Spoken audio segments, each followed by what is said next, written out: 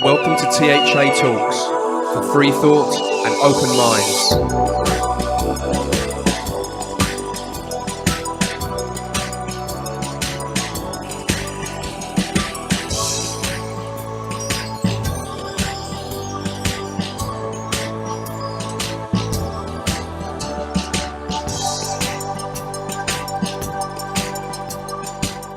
Hello, I'm Paul Obitelli and welcome to another edition of THA Talks, the alternative podcast show from the UK. Our talks include news, conspiracies, spirituality, the occult, science, history, art, philosophy, religion, and much more. If you'd like to check out our full archive, just go to www.thatalks.com to listen to or to download all our free content. And if there's anyone who'd like to contact us and give some feedback, maybe you'd like to recommend a guest for the show, email us info@thatalks.com, or you can go to our website and contact us there via the contact tab. And don't forget, you can subscribe to the show via our RSS feed, and you can also find us on iTunes and Stitcher and many other podcast directories out there. We have actually got a fascinating guest lined up for today, courtesy of Tom Rosell, who's been on the show a few times. And thank you, Tom. It was a good recommendation from him, this wonderful guest. And I'm going to try and pronounce the name right. Dharma Pravardhaka Acharya. I think that's right. And he is the Acharya of the International Sanatana Dharma Society. He's also a spiritual teacher, a Vedic scholar, a religious leader. He is widely renowned for his unapologetically authentic, traditional, and fearless approach to teaching the spiritual truths of the Vedic tradition. Whether speaking to an audience of thousands or having a heartfelt discussion with only one person, Sri Acharya vividly conveys a deeply moving sense of personal compassion, peace, humanity, and spiritual insight that has endeared him to thousands of students and admirers throughout the world. He is the real thing and an enlightened and exceedingly qualified spiritual master. Well, I think we should crack on.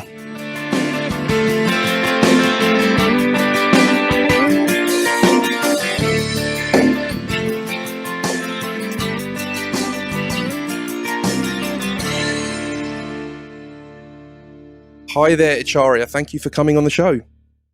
Thank you so much. It's my pleasure to be on here with you.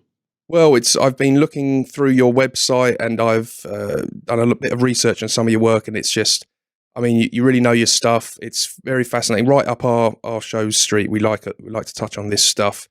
You grew up in New York, and obviously with your interests in the Vedic spirituality, could you tell us like how you come about it, like growing up in New York and then become so knowledgeable in that area? How did that happen? Certainly. Well, yes, it's true. I was born in New York City. I was raised there essentially in the 70s and much of the 80s. And for myself, I guess it was a typical sort of search for truth. The only thing that was atypical was the fact that for me, it started off when I was very, very young. I'm not sure exactly how old I was, possibly 7 or 8 years old, when I first wanted to know what was the meaning of life. I had an experience of my own mortality that just got me thinking about this. Plus, all throughout my life, I always felt and really knew deep down within that this material realm was something that was temporary, that wasn't fully 100% real, and that wasn't really my home. So again, all of these things led to my beginning to search for truth. And then several years later, at the age of 10, I consciously decided to begin reading various scriptures of the world because I equated truth with God. I understood that, well, if I wanted to know truth, what did that mean? I didn't want to know truth half of the way or 99% of the way. I wanted to understand what is the highest objective, absolute philosophical truth about reality. So I knew that meant I wanted to know God, even at the age of 10. So I began reading various scriptures. I read the Old Testament and New Testament. I read a version of the Quran. I read various Buddhist works, just different compilations of different sutras and Mahayana texts and Theravada texts. I read the Tao Te Ching, a little bit of Confucianism. I even tried reading some very serious German idealistic philosophy. I didn't get very deeply into that at the age of 10. I stopped that after a little while. But then finally, I read the Bhagavad Gita. which is, one could say, the primary scripture, or certainly the most well-known scripture of the Vedic tradition. And when I read the Bhagavad Gita at the age of 10, very specifically, it was at that point that I realized that I had found exactly what I was looking for. And again, what I was looking for was truth that philosophically oriented. And what I mean by that is truth that is not just a matter of mere opinion or speculation or, let's say, theological blind faith. I was looking for philosophy in the highest sense of that term, true eternal wisdom. And I found that in the Bhagavad Gita. And then from there, I began reading other Vedic texts, Upanishads, various different things. I began practicing yoga, meditation, pranayama, other sorts of yogic techniques like this. And then finally, I ended up becoming a monk for some time, for about 8 years. And that was how I began my search personally when I was living in New York as a youth. Okay, I mean that's interesting stuff. What is if you were to, for our listeners now that may not know, not understand, what is Sanatana Dharma? Is that the correct pronunciation there? Close, very close, actually. It's Sanatana Dharma. Right, thank you. Sanatana Dharma. And the thing is, it's not your fault that you have a little difficulty pronouncing it. It's not a very well-known term. In fact, I am the person who began popularizing this term around 1988 or so, something like that. The other term that this religion is known by is Hinduism. That's the common term that people use. It's the Hindu tradition or Hinduism.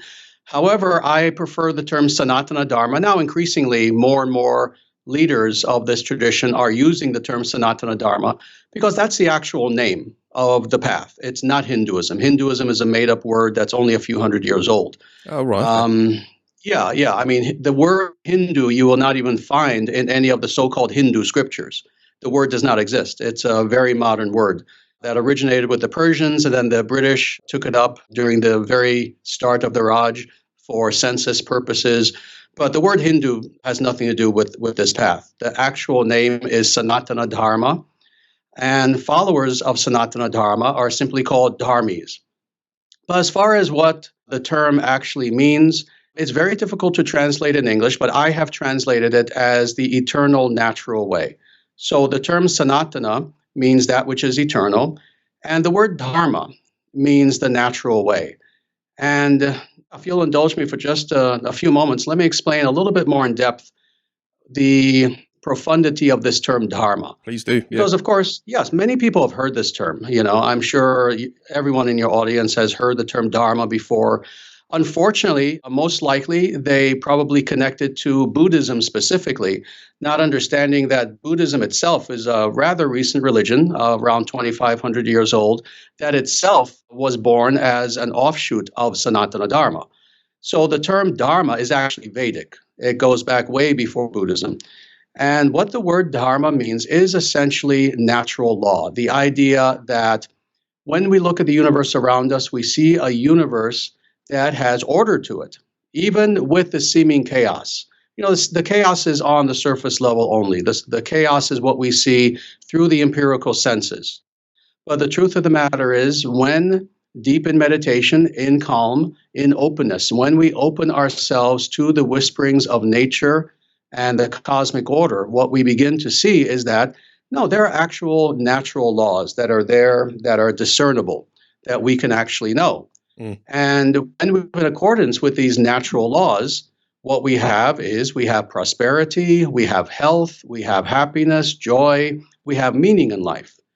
And then when Dharma or natural law is followed on a larger scale by society, what we then have is a true civilization, a civilization that is based upon natural law, and a civilization in which the citizens of that civilization have true joy and growth and happiness. So that essentially is what Sanatana Dharma means, the eternal natural way. And that's the name of the path that I have followed for almost all of my life and that I teach now. Right. With regards to scripture, there's we cover a lot of paganism on this show, and I'm a pagan myself. I follow I try to be an Odinist, and this is my point. A lot of pagan scripture is missing so much because of obviously other religions coming in and taking over. what with regards to your religion, Sanatana Dharma, do you have a complete scripture, or have you had to piece it together through various traditions yourself, or are you lucky enough to actually have it all as one body? Excellent question. And let me first answer the second part, and then actually, if you don't mind, I would like to address paganism a little bit. Yeah. But first, let me address the actual question about scriptures. Yes, in Sanatana Dharma, we are exceedingly fortunate that we have the vast majority of our scriptures intact. We've lost a little bit, but very little. The truth of the matter is the Vedic scriptures, when you talk about the Vedic scriptures, you're talking about truly a vast library of literature, and so vast to the point where if you had 8 hours a day to do nothing but read, and you wanted to read the totality of the Vedic scriptures, it might take you half your life. This is what we're talking about. We're talking about a vast library of books. And more than that, the Vedic scriptures are indeed the authoritative foundation for everything that we know, for everything that we believe, for everything that we do. If one is a follower of the Vedic tradition, then that means you follow the Veda, and the Veda meaning the scriptures. That's the actual name of our scriptures, is simply Veda. Veda means knowledge. Now, if you don't mind, I want to address what you said about paganism, because this is actually something that I've written about very extensively in quite a few of my books, actually. I have about a dozen books out now. When it comes to what today is called paganism, or what I like to call pre-Christian European spirituality, interestingly, I see traditional European spirituality and Sanatana Dharma as being in many ways synonymous.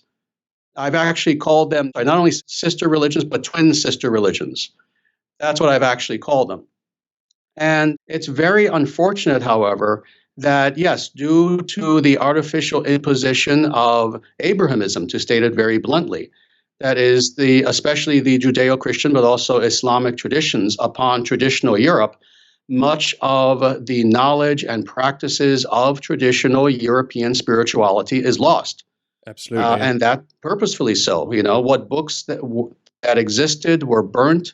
Many of the priests, priestesses were killed. Many of the sacred grottos and groves and temples were destroyed and churches built on top of them. And it's horrific. It's a horrific history. Again, I see these religions of ancient Europe as being, in my mind, an extension of Vedic spirituality. So whenever I look into the history of this tragedy that happened, I mourn whenever I think about this. But yes, we know for a fact that the ancient European peoples had their own Vedas. They had their own oral traditional scriptures that were carried down, again, orally. We know this is the case with the Druids, for example. They had massive books of sacred poetry, of sacred hymns. But unfortunately, they had these books orally. They had them memorized. So now they are 100% lost. So when it comes to paganism, unfortunately, I know many of the most important pagan reconstructionists in Europe and America, and they know me, and we've discussed this endlessly for a very long time. They themselves will be the first people to admit that while they will continue to attempt to reconstruct, let's say, ancient Nordic religion, ancient Celtic religion, et cetera, it can never be reconstructed, unfortunately. Too much has been lost. Yeah. Too much has been lost. And this is why, interestingly, and I don't know how much of your audience knows this, as a result, many of these leaders in the pagan community have turned to Vedic spirituality to help fill in the gap. Yeah. Both as far as knowledge, but also as far as practice as well. And in fact, in many ways, not very known to the public, I've helped many of these people to do this, and specifically with philosophy and ritual. So paganism and Sanatana Dharma, in my mind, are synonymous. They are the same thing. Right. Okay. So you would advise that then? You'd advise an Odinist or someone that's into Asatru, the Norse tradition. You'd say, well, research that tradition and then turn to the Vedic scriptures, and then you can kind of get a broader perspective on it, because it's kind of like it's sister or brother scripture, so to speak. You would actually advise that, would you?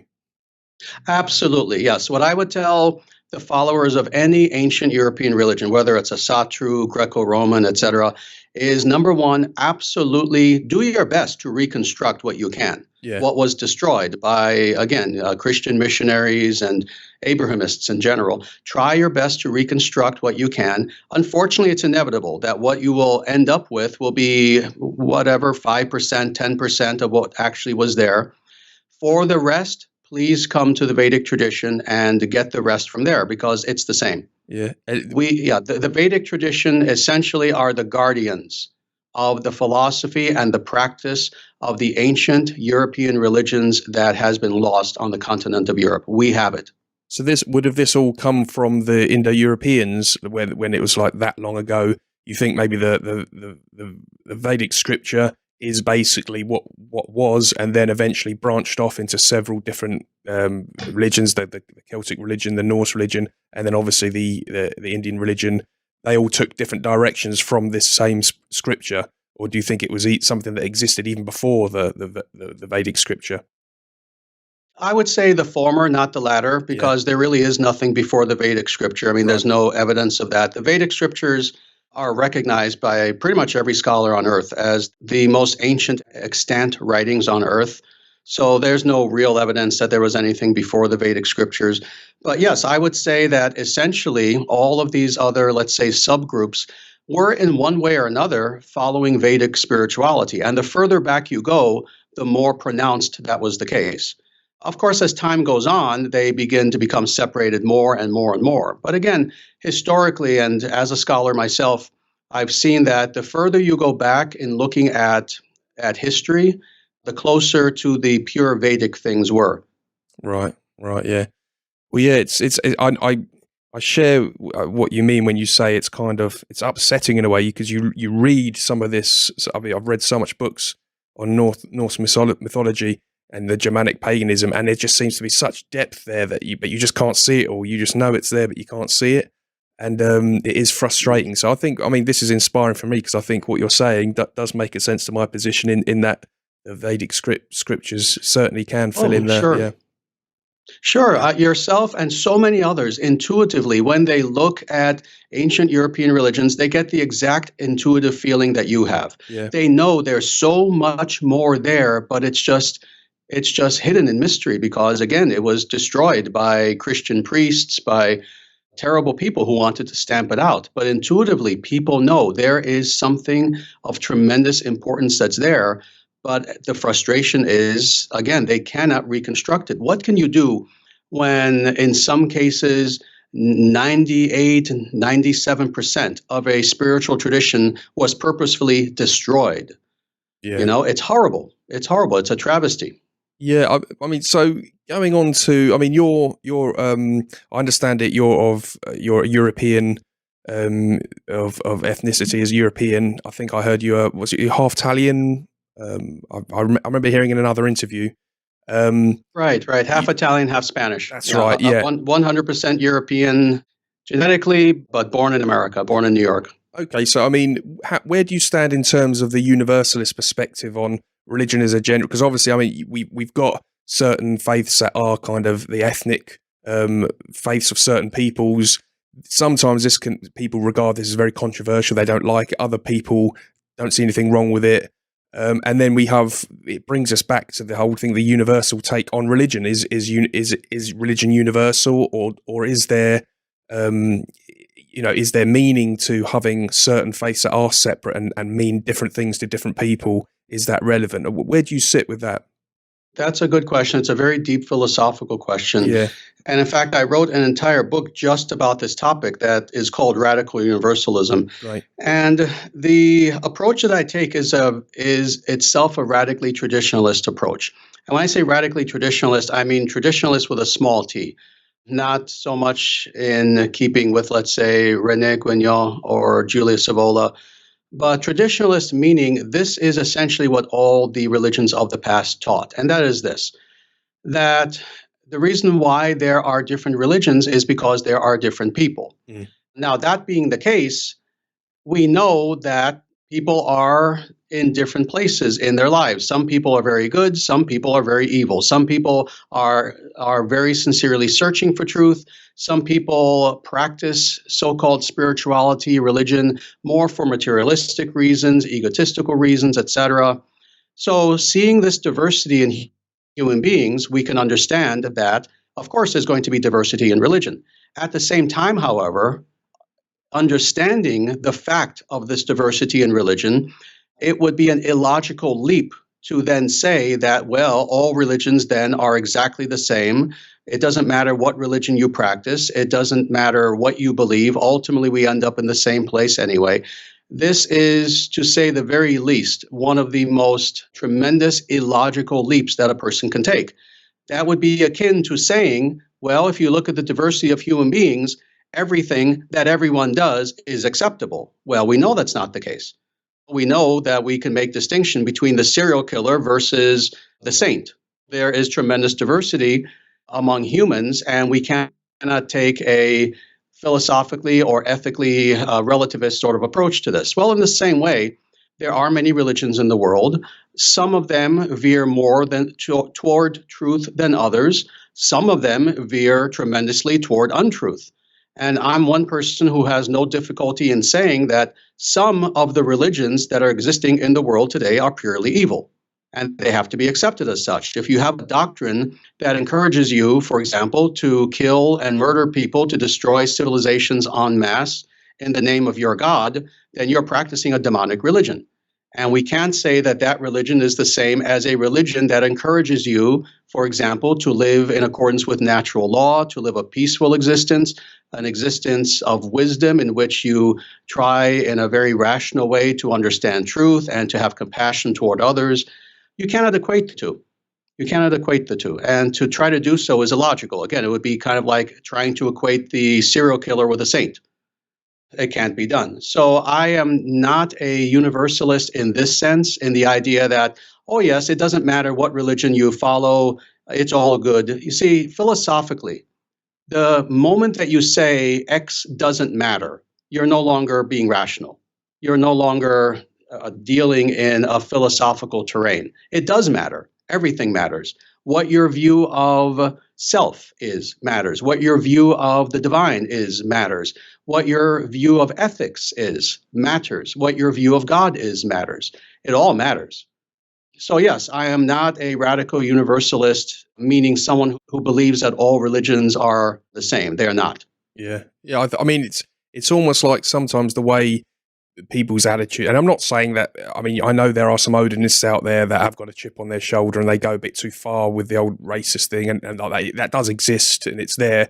But at the same time, I think that the reaction to the from the universalist perspective can sometimes almost like carrying on attacking the religion like it did in the first place. Why there's so little scripture there for us to research. It's almost like people are still going against it, and there's nothing wrong with a people having a religion that's close to their roots and who they are as human beings. You know, it seems very strange that people take that view that it's offensive and like you're not including other people, where religion is just a personal thing anyway. You don't have to include everyone into your circle in a religious way. You can still be friends with and still have your own religion, you know?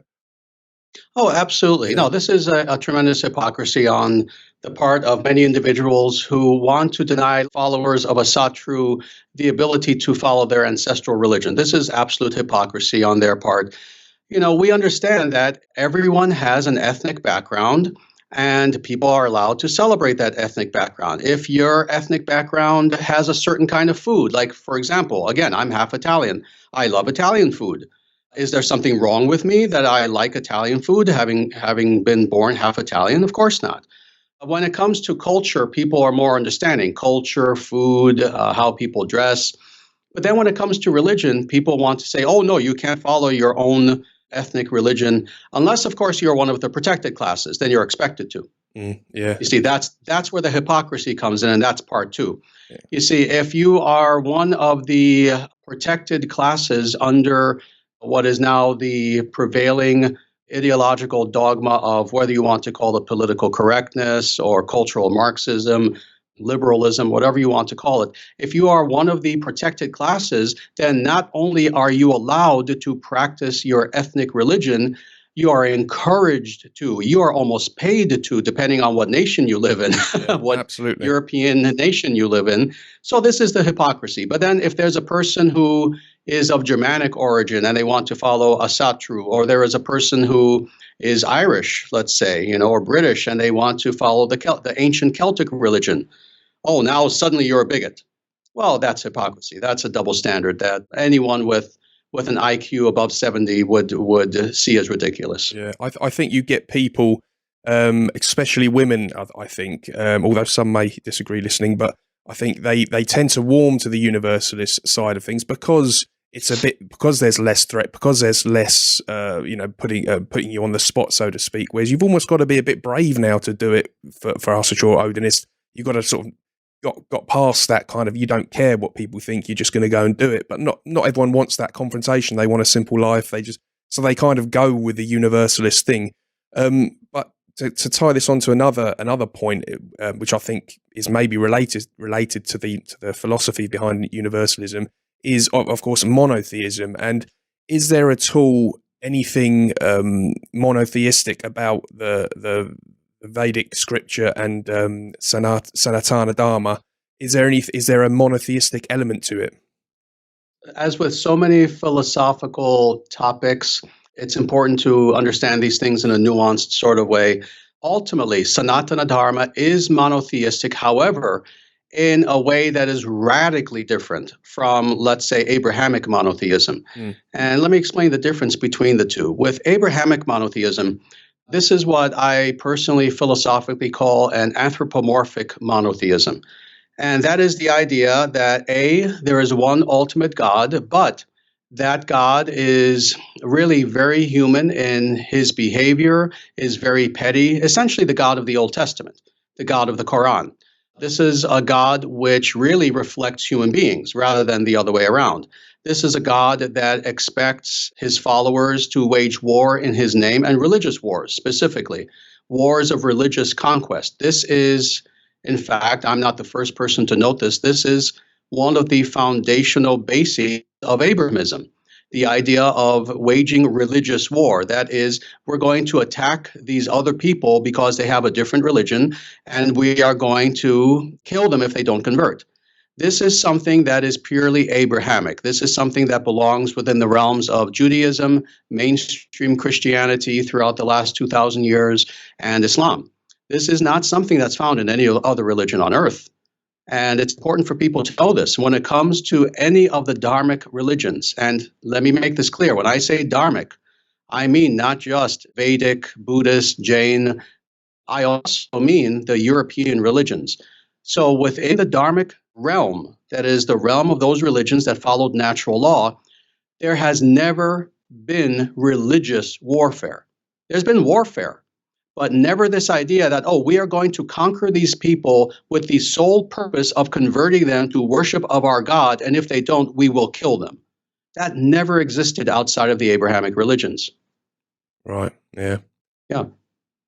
Yeah. With Vedic spirituality, on the other hand, we follow what is called panentheistic, not pantheistic, but entheistic monotheism. That is, ultimately, of course, yes, we believe that there is one absolute, one spiritual absolute, one divine. Philosophically necessary, there has to be. Otherwise, the absolute would be divided against itself, which philosophically is unsustainable.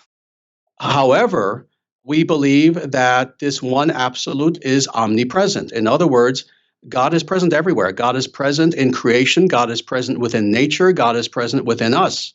God is present in everything to the point where anything that exists has its existence secured by the very presence of the divine itself.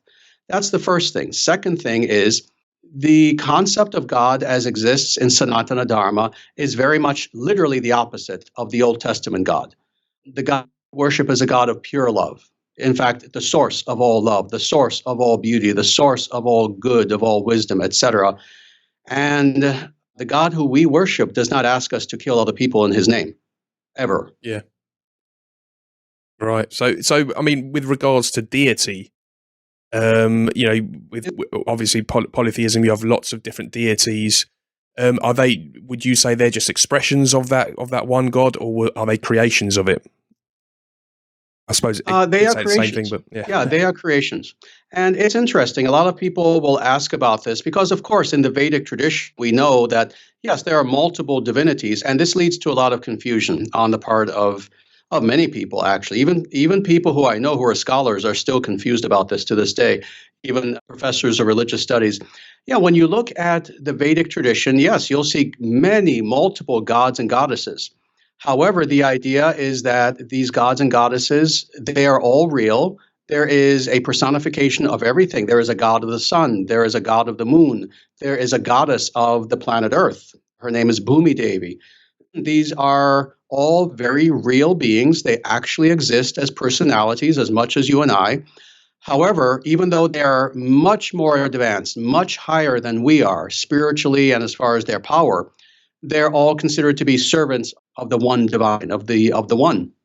To state it in terms of Plotinus, they are all servants of the one. They're not so much expressions of him to some limited degree. We all are really. Nature is, for that matter, but they are considered to be servants of the one God. So this is how we reconcile polytheism with a healthy monotheism.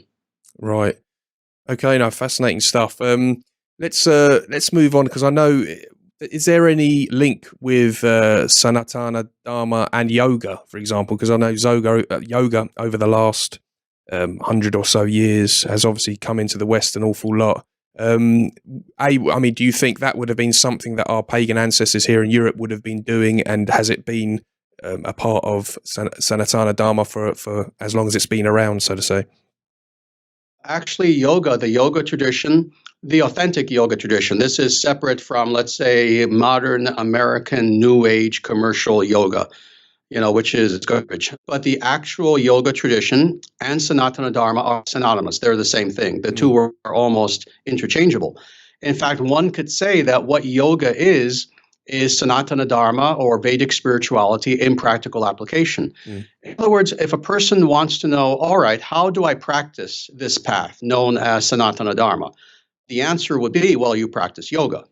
But again, yoga in the authentic sense, not just this more modern, new age, wishy-washy sort of yoga. We're talking about yoga as a very serious spiritual discipline, that has many, many different sciences and arts to it. And as far as the European connections to yoga, oh, yes, yeah, we know that people in the ancient past in European history practiced yoga. I mean, we have various representations, various images going back thousands of years, pre-Christian, where we see different individuals in Nordic lands, for example, in recognizable yoga positions, in yoga asanas, doing meditation, etc. We've seen depictions of even the goddess Lakshmi and other Vedic deities found historically throughout the history of Europe. So yes, we know that ancient Europeans practiced various forms of yoga, especially meditation specifically. We know that in the writings that do exist, which are primarily the Greco-Roman writings, these are the most ancient writings that still exist in Europe. The philosophical concepts are very similar to the yoga tradition, where people like Plotinus, for example, talk about meditation.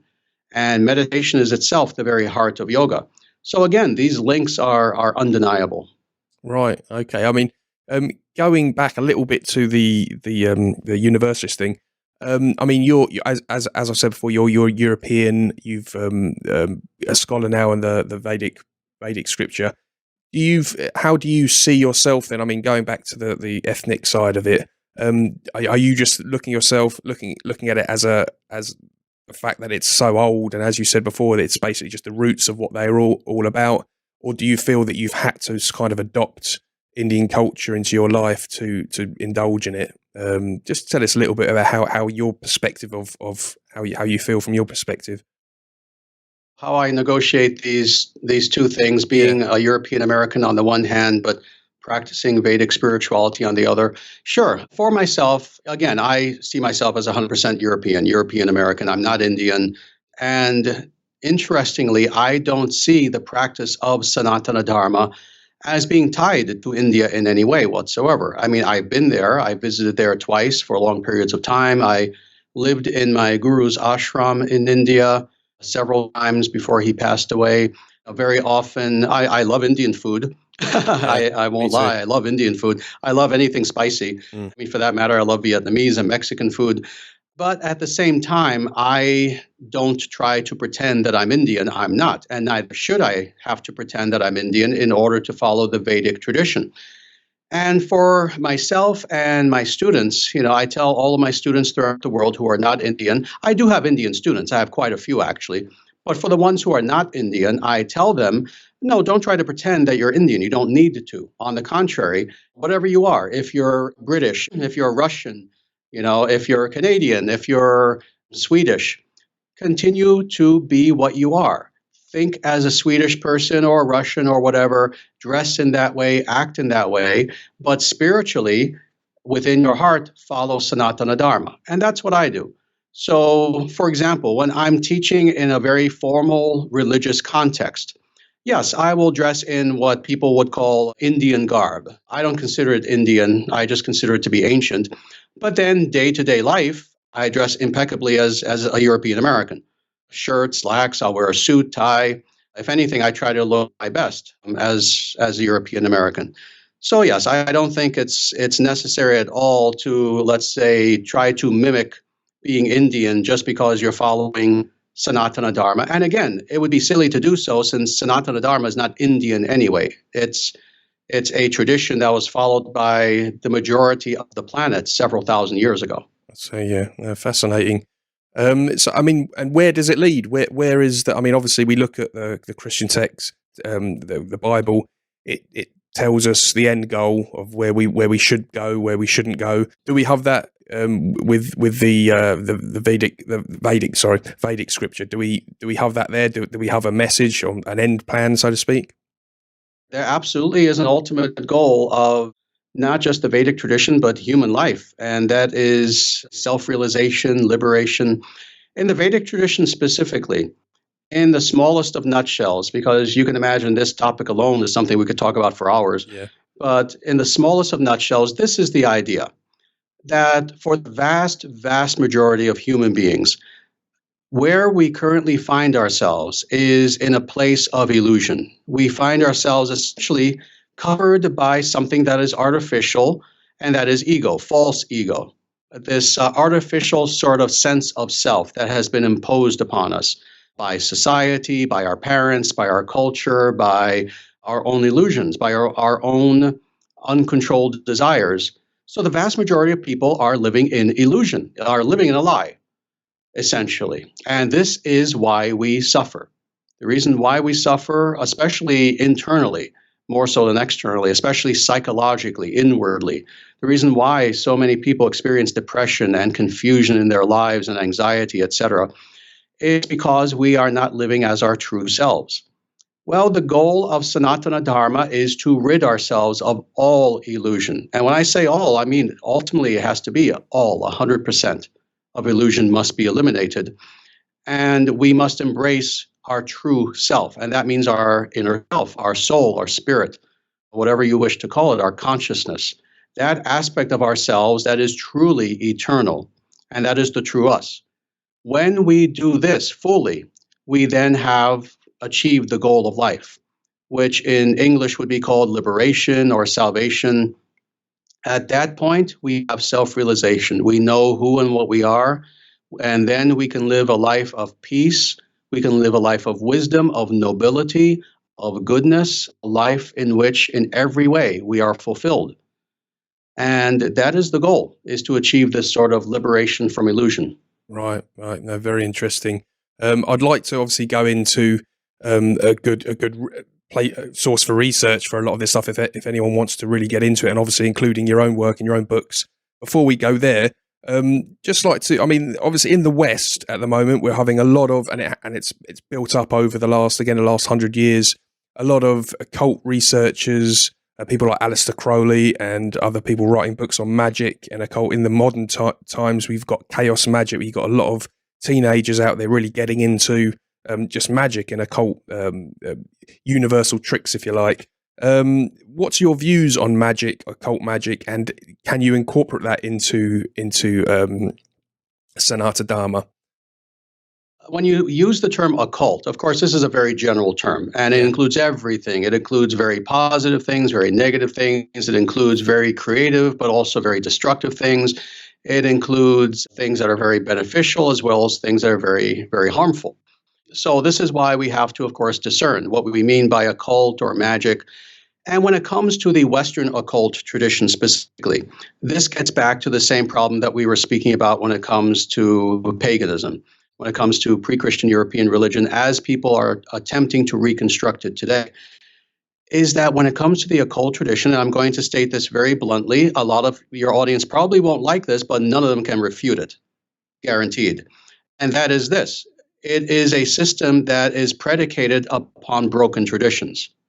And there's no way around this. Of course, people will attempt to say, well, of course, I'm following some tradition that's been hidden for 2,000 years and, was just underground. And, all evidence shows that such claims are almost always made up. There's zero proof of this. Unfortunately, as with the pagan traditions, much of the original knowledge of occult sciences that were practiced in Europe, let's say 2,000, 3,000, 4,000 years ago, they are lost.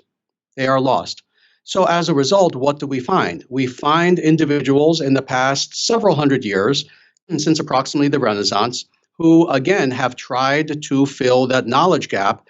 Unfortunately, a lot of it was filled with things that were made up, with just speculative nonsense, things that are not based on any actual authority or tradition that goes back thousands of years, or in some cases, they tried to fill that gap by quite literally stealing from the Vedic tradition, which is what, unfortunately, many of the developers of the modern magical tradition, including Aleister Crowley, did. They basically just stole their stuff or they made it up.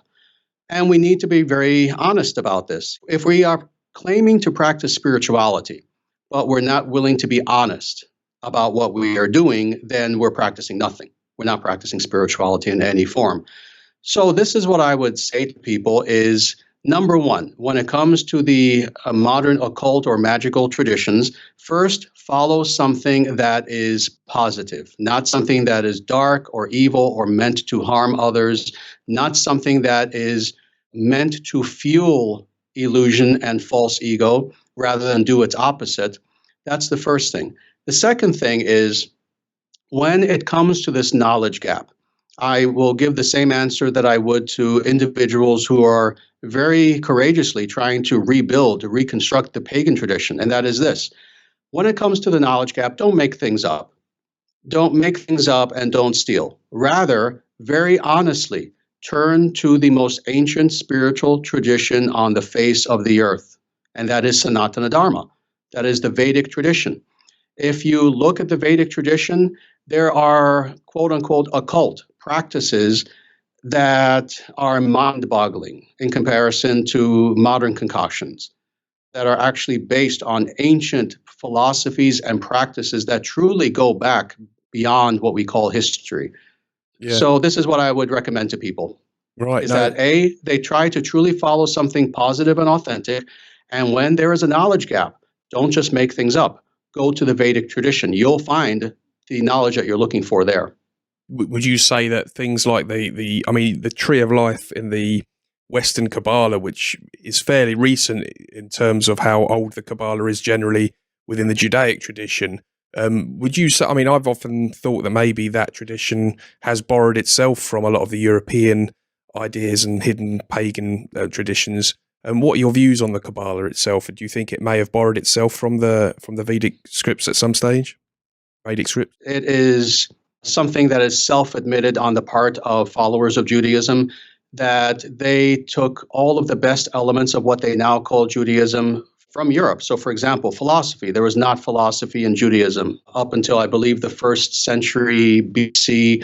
Same thing with so-called Jewish mysticism. Yeah, the Kabbalah is 100% borrowed from European paganism, from Gnosticism, but also going back to earlier historical strata. So again, when it comes to Kabbalah, it's all borrowed anyway. So why not go to the origin? Why not actually go to these ancient sources that the Kabbalists, who really only go back to the early medieval ages, why not go to the original sources? Why read a book about a book when you can read the original book? Brilliant, yeah. And I mean, that brings us onto your books and any. I mean, if you were to advise, if someone's listening now, particularly maybe an Odinist that's thinking, this is great, this is inspiring. What books would you advise, and obviously which one would suit them of your own? Well, again, I've written about a dozen books, but there are two that I would definitely recommend. The first of these is a book that is called Sanatana Dharma, The Eternal Natural Way. And that's available on Amazon, but it's also available on our website, dharmacentral.com, which is our primary website. We have many, actually, because we have a very large movement, a global movement. But go to dharmacentral.com. They can find that book, Sanatana Dharma, The Eternal Natural Way. Another book that I know many Odinists would be extremely inspired by, and I know because Odinists seem to be the biggest audience for this second book, that is the Dharma Manifesto. The Dharma Manifesto is a book that I wrote in 2013, and it is a political manifesto based upon these very ancient ideas of Dharma. And I even talk about Odinism within it. I talk about Asatru, and I show some of the connections that are there between Asatru and Vedic spirituality. But especially if people want to understand how this tradition of Sanatana Dharma applies to our day and age in an extremely practical way, that is, politically, economically, socially, philosophically, etc. The Dharma Manifesto is a very good book to read. I'd say from what I've heard from my readers who have gotten back to me, it seems like half the audience for that book are followers of Asatru who absolutely love the Dharma Manifesto, which kind of surprises me because Asatru people were not my main audience in writing the book, actually, but they ended up being the main audience. Right. And again, I think it's because they just see so much of what they believe in the book. Yeah. And that book was published by Arctos. And it also is available everywhere. It's available through their website, on Amazon, barnesandnoble.com. But again, if they go to dharmacentral.com, they can find it there as well. Right. And lastly, the International Sanatana Dharma Society. Tell us just a little bit about that before we wrap it up. Sure. Well, that is the primary organization that I am the leader of. It's a religious nonprofit. Everything that I do is nonprofit. I quite literally don't make a penny on anything that I do, including, interestingly, the books I sell. As soon as I write a book, the copyright goes to our nonprofit. So I literally don't even make a penny on our books. But the International Sanatana Dharma Society is our spiritual movement. It is something that is worldwide. We have branches throughout the world, but it's based in America. And essentially, if an individual finds themselves attracted to what we've been talking about today, to the Vedic tradition, to Dharma, and they want to begin going much deeper in their understanding of it, but also in their practice of it. That is why we have this movement, the International Sanatana Dharma Society. I would suggest that they contact us through dharmacentral.com and let us know that they want to very sincerely learn more, and they can become involved in this movement. As far as the movement itself, the movement has one goal, and that is to state it very bluntly, to change the entire face of the earth, to bring the world back to a natural order. Right. That is the goal of the movement, and to do so spiritually, politically, economically, culturally, in every single field of human endeavor. We want to bring about another golden age, in which people abandon the excesses and the degeneracy of modernity, and they begin to re-embrace the glory of what once was thousands of years ago in Europe and throughout the rest of the civilized world at that time. That's the goal, and that's our movement. Right. No, that sounds great. It's been brilliant having you on, Aaria. We really appreciate it. It'd be fantastic for you to come back on at some point in the future, because we could probably go on for another hour with all this stuff, because it's fascinating and it's very new to me as well. So I've really enjoyed this show even that bit more because of that. Is there anything else you'd like to say to our listeners before we wrap it up? Any more information or any contact details or whatnot? Well, first of all, again, Paul, let me thank you. This has been absolutely wonderful. You're a great interviewer. Thank you. Thank you. I've been interviewed by many people in the past, and yeah, let me tell you, you have done an absolutely wonderful job. It's been a pleasure speaking with you, and thank you for your kind words. It would be my pleasure at some point to come back on again if you'd like me to, and if your audience would like. As far as last words, let me just say this very quickly to your audience, and that is this. Those intelligent and sincere individuals in your audience who intuitively know that our world is in tremendous trouble for a variety of reasons and who want to indeed bring about a new golden age, let me just tell everyone in your audience to not lose hope and to know that not only can that happen, it is going to happen and is going to happen in our lifetimes.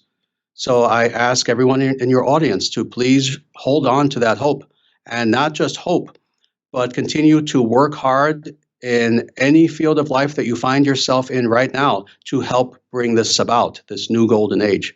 I think that's a very much needed message there, and certainly inspires me. And I hope I'm sure it inspires a lot of our listeners listening now. It's been fantastic, Acharya. I'll certainly check out your work, and please keep in touch. Absolutely. Thank you so much.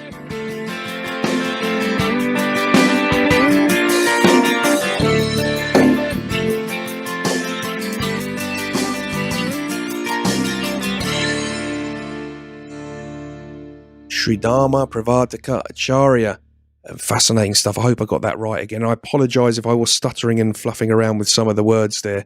It is actually all quite new to me, this stuff. I'm quite familiar with the Hindu tradition and the basic bits and pieces, but going deep into that, I was struggling a bit in here and there. And I want to research it more because it's fascinating stuff. And I've got the feeling if you're on the same page as me, I think there's a few of you out there that are probably thinking the same thing, because it's just very interesting, very interesting. So anyone that does want, the website is dharmacentral.com, DharmaCentral.com. Please go and check it out.